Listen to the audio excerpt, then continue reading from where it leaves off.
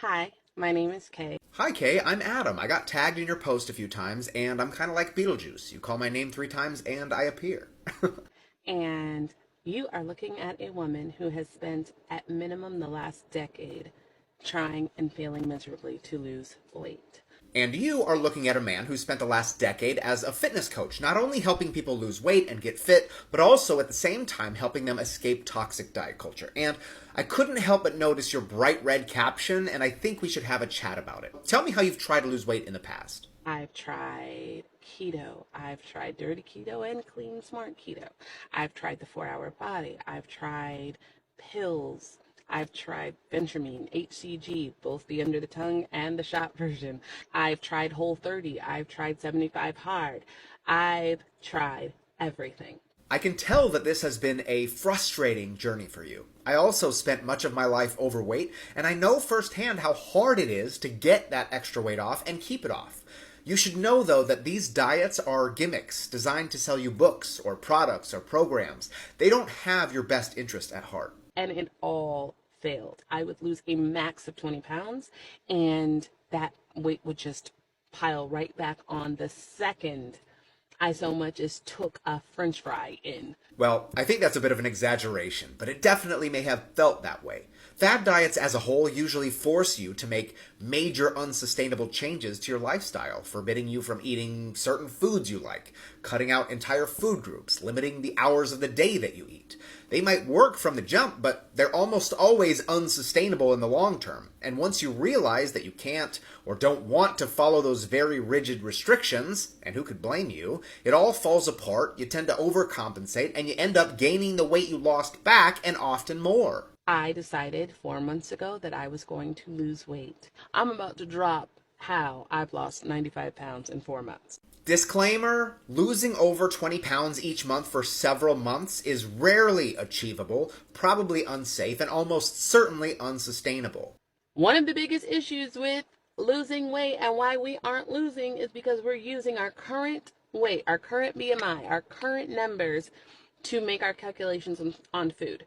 Stop that. No, don't stop that. People don't have trouble losing weight because they can't come up with a number that puts them in a calorie deficit. Trust me, that's not the problem. It's that they can't stick to that number for long enough to do so, often because it's too low. You're going to take your goal weight, get that number, and multiply it by 12. Okay, this might work for a handful of people, but there are a lot of factors that are supposed to go into calculating a calorie goal that you're not even considering.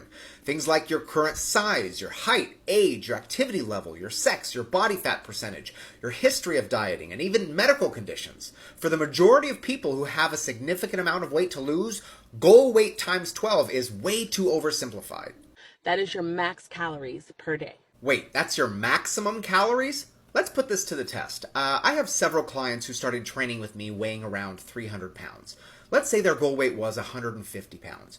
Using your equation, you're saying that they should eat no more than 1,800 calories per day. Now, is that a calorie deficit for them? Sure, definitely. Is that sustainable for them? No. They live in bigger bodies right now. That few calories is going to be incredibly difficult to stick to each day, especially if they're active. And because it's so low, it'll probably lead to overeating by the weekend. This is why weight loss is so complex. There's the human factor. People can't just be reduced to equations. But you want to come in at a deficit, so try and fall under that. 50 calories less than that, 100 calories less than that, 200, 300, however low you can get, do it. Now we've moved from iffy advice to dangerous advice. I know you mean well, but however low you can get is how people develop eating disorders. Yes, it's true you want to be in a calorie deficit, but if we've used your equation, you're already at a pretty significant deficit, and you want them to eat even less? As I've said in many of my videos, your calorie goal should be your minimum, not your maximum.